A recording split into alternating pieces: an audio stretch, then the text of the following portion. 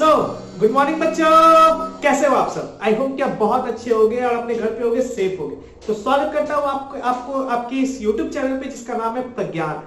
कल हम लोगों ने स्टार्ट करा था और हम लोगों ने देखा कि अवतल दर्पण से कौन कौन से जो है प्रतिबिंब बन सकते हैं, किस किस कंडीशन में प्रतिबिंब बन सकते हैं। तो हम लोगों ने 3 कंडीशन देख लिया है। सबसे पहला कंडीशन हम लोगों ने देखा कि जब वक्रता केंद्र और जब ध्रुव और फोकस के बीच कोई वस्तु रखी हो तो उसका प्रतिबिंब कैसा बनता है। फिर दूसरा हम लोगों ने देखा कि जब फोकस पर कोई वस्तु रखी हो तो उसका प्रतिबिंब कैसे बनता है। और तीसरा हम लोगों ने देखा कि वक्रता केंद्र और फोकस के बीच में जब हम वस्तु रखेंगे तब प्रतिबिंब उसका कैसा बनेगा।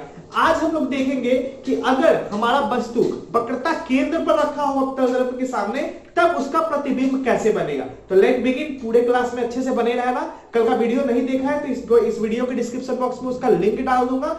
सारी और भी प्लेलिस्ट का पूरा प्लेलिस्ट डाल दूंगा। आप सारे वीडियो को अच्छे से देखें और नोट्स बनाते चले, क्योंकि मैं ज्यादा लिखवाता नहीं हूं। आप लोगों को मेरी बातें सुनकर नोट्स बनाने होंगे।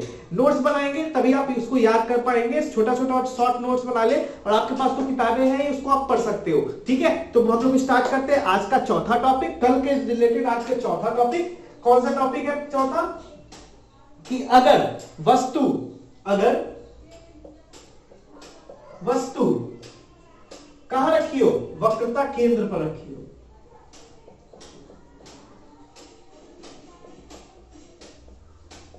अगर वस्तु वक्रता केंद्र पर हो तब उसका प्रतिबिंब कैसा बनेगा, किस तरह का बनेगा, उसकी प्रकृति क्या होगी, आकृति क्या होगी और स्थान क्या होगा, हम लोग सभी चीजें देखेंगे। तो आज हम लोग देखेंगे।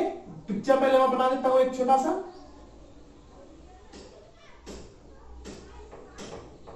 ये हमने एक मिरर बना दिया, कनकेव मिरर बना दिया। कनकेव मिरर का मतलब होता है अवतल दर्पण। ये हमने खींचा मुख्य अक्ष, जिसको हम लोग प्रिंसिपल एक्सिस भी कहते हैं। ये है हमारा ध्रुव, जिसको हम लोग O से दिखा रहे हैं। ये है हमारा वक्रता केंद्र, जिसको हम लोग C से दिखा रहे हैं। और ये है हमारा फोकस, जिसको हम लोग F से दिखा रहे हैं। वस्तु को कहां रख रहे हैं हम लोग? वस्तु को रख रहे हैं हम लोग कहां पर? वक्रता केंद्र पर। तो अगर हम वक्रता केंद्र पर रखेंगे वस्तु को, तो वस्तु से एक किरण निकलेगी, एकदम पैरेलल जाएगी। किसके? ये पैरेलल जाएगी मुख्य अक्ष के पैरेलल जाएगी। और मिरर से टकराने के बाद कहां पर जाके मिलेगी? ये मिलेगी फोकस पर।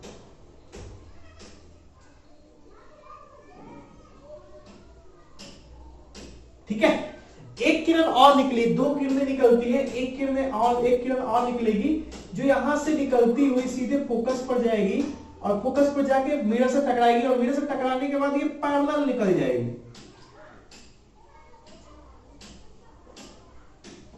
ठीक है, ये पैरेलल निकल गई।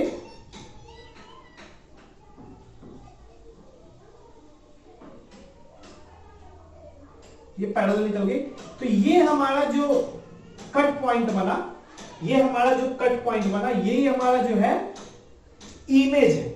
यही हमारा क्या है? इमेज है। आप इसको अगर नाप के बनाएंगे स्केल से, ठीक है ना, तब जाके ये बहुत ही अच्छा इमेज बनेगा स्केल से। तो आप इसको थोड़ा सा स्केल से करने की कोशिश करें तो ज्यादा हो सकता है कि आपको छोटा बड़ा लगे, लेकिन यहां पर जो A और B है ये बराबर होता है A' और B'। ठीक है, यानी कि आपका जो प्रतिबिंब बन रहा है वो वक्रता केंद्र पर ही बन रहा है। तो इसकी प्रकृति कैसी होगी? प्रकृति यानी कि उल्टा है, तो उल्टा है तो क्या होगा? वास्तविक होगा।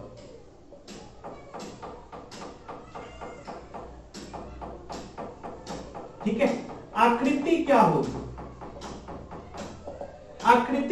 आकृति वस्तु के समान, मतलब कि वस्तु के साइज का ही होगा, समान साइज का।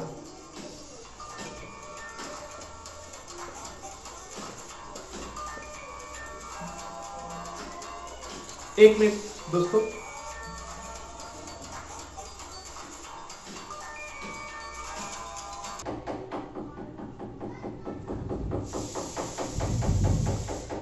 बच्चों आइए थोड़ा सा इसको कंप्लीट कर लेते हैं कि अब ये आकृति मैंने बता दी कि वस्तु की समान आकृति बनेगी। अब इसका स्थान क्या होगा कि कहां पर ये प्रतिबिंब बनेगी, तो ये जो है मिरर के जस्ट लेफ्ट साइड एकदम सामने फ्रंट में बनेगी। कहां पर बनेगी?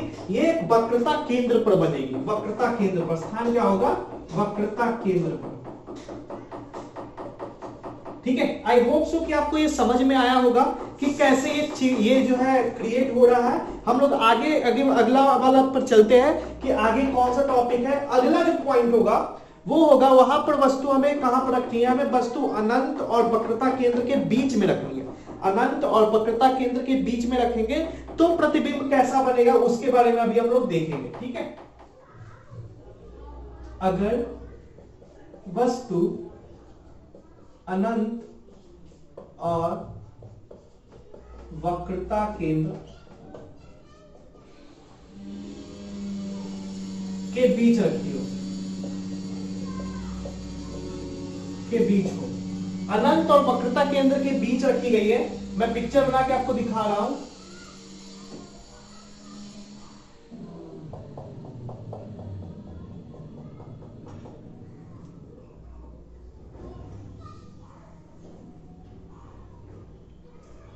ये है हमारा वक्रता केंद्र C, ये है हमारा F, ये है हमारा O, और हमको वस्तु रखना है यहां पे।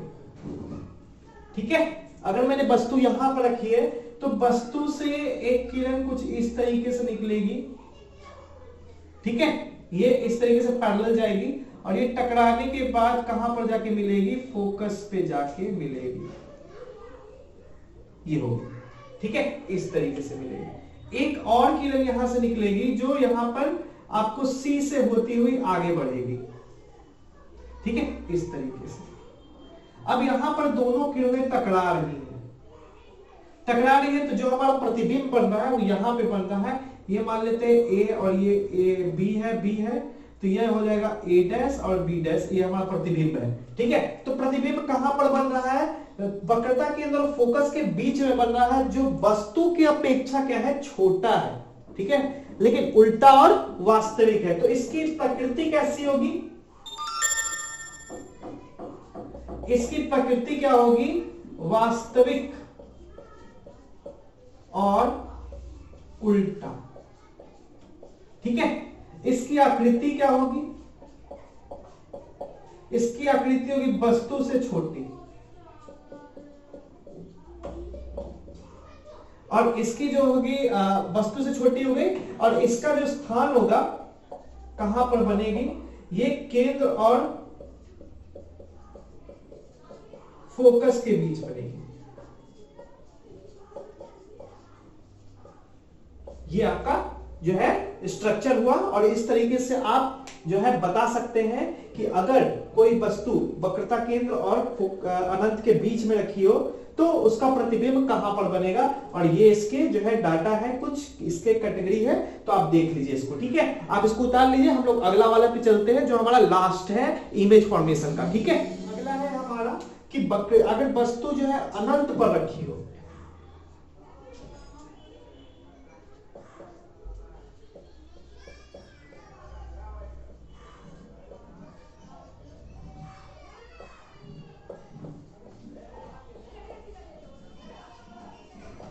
अनंत पर रखी हो, अगर वस्तु अनंत पे रखी हो तब इसका प्रतिबिंब कैसा बनेगा? तो मैं आपको थोड़ा सा दिखाता हूं।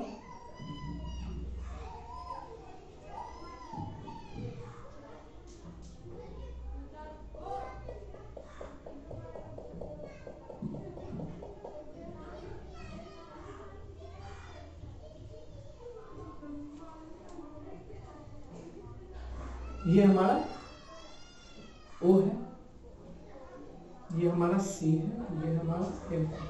अब कोई अनंत से किरणें आ रही हैं,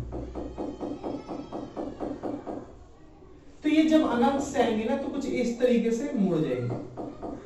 इस तरीके से सेंटर पर ही पड़ सकता है, यहां से कुछ इस तरीके से मुड़ जाएगा। ठीक है, ये इस तरीके से मुड़ जाएगा। तो यहां जो किरणें जो है दोनों जो है, एक मिनट, ये कुछ इस तरीके से मुड़ जाएगा। सॉरी, इस तरीके से नहीं करता हूं।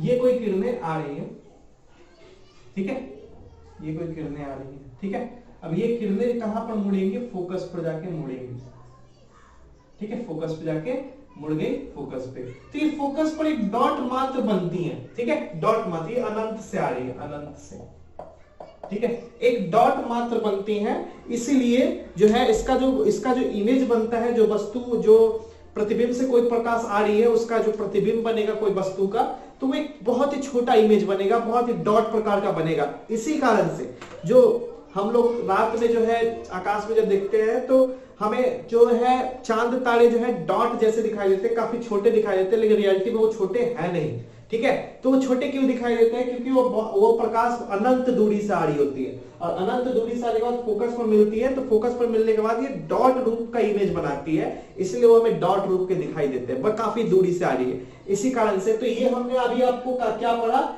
6 ऐसे रीजंस पढ़े जहां पर अवतल दर्पण के सामने किस किस घटना पर किस किस तरह के प्रतिबिंब बनते हैं। अब हम लोग अवतल दर्पण के कुछ उपयोग पढ़ेंगे जो बहुत ही ज्यादा इंपॉर्टेंट है, ठीक है, आपको पता होना। हम लोग अब देखेंगे अवतल दर्पण का उपयोग।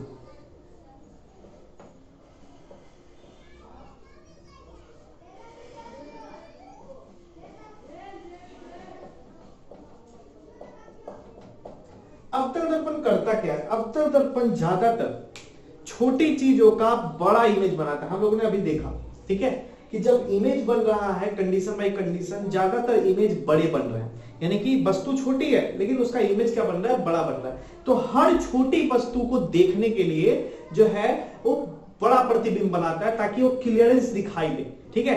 तो जहां जहां हमें जो छोटी चीजों को भी देखने की जरूरत होती है बड़े रूप में, वहां पर हम इस्तेमाल करते हैं। तो हम लोग सबसे पहला इस उपयोग इसका जो है सैलून वगैरह में करते हैं, यानी कि सेविंग करते समय, यानी कि हजाम के दुकान पर।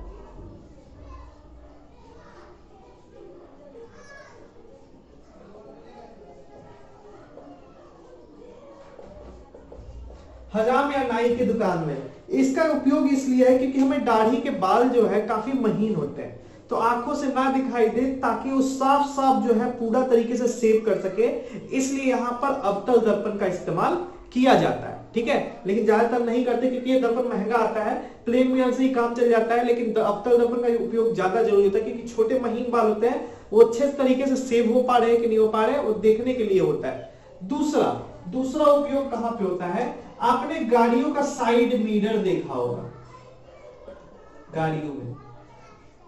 गाड़ियों में साइड मिरर देखा होगा। साइड मिरर जो होता है वो क्या करता है, वो पीछे की वस्तुओं को बड़ा करके दिखाता है, यानी कि बहुत सारी, मतलब वो उतना विजार्ड रूप को दिखाता है ना, मतलब कहने का मतलब ये है कि दूर से जो वस्तुएं आ रही है ना उसको भी दिखा देगा बड़ा करके, बहुत दूर है तो भी वो दिखा देगा बड़ा करके कोई चीज है जो पीछे से आ रहा है, ठीक है। तो साइड मिरर क्यों लगाया जाता है, ताकि पीछे जो गाड़ियां है वो दिखाई देने लगे, जो नजदीक रहेगा वो और बड़ा दिखाई देगा, जो दूर रहेगा वो भी बड़ा दिखाई देगा।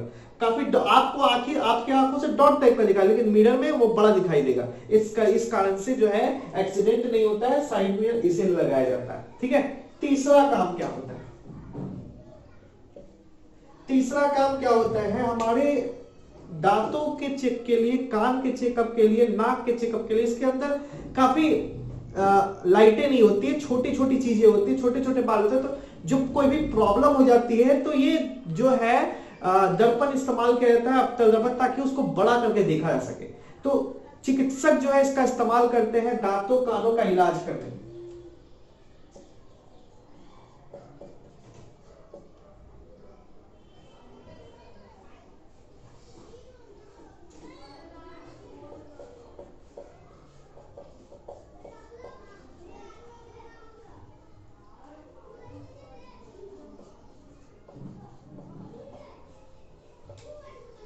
नाक के इलाज में, ठीक है। तो ये 3 उपयोग। एक उपयोग और है, सौर भट्टी में भी बहुत सारी सौर से जो किरणें निकल के आती है, उनको बहुत ज्यादा मात्रा में ऊष्मा की जरूरत पड़ती है सौर भट्टी को, तो ये ऊष्मा को एकत्रित करता है, तो सौर भट्टी में भी इसका काम आता है। तो चौथा उपयोग हो गया सौर भट्टी।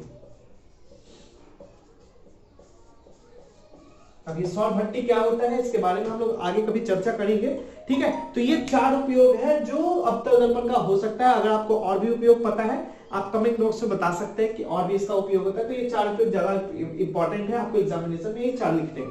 ठीक है, अब हम लोग थोड़ा सा आगे बढ़ते हैं। अब हम लोग देखते हैं कि उत्तल दर्पण में जो है कैसे प्रतिबिंब निर्मित होता है उत्तल दर्पण में। ठीक है, तो हम लोग एक वो भी देख लेते हैं, तो आगे चलते हैं।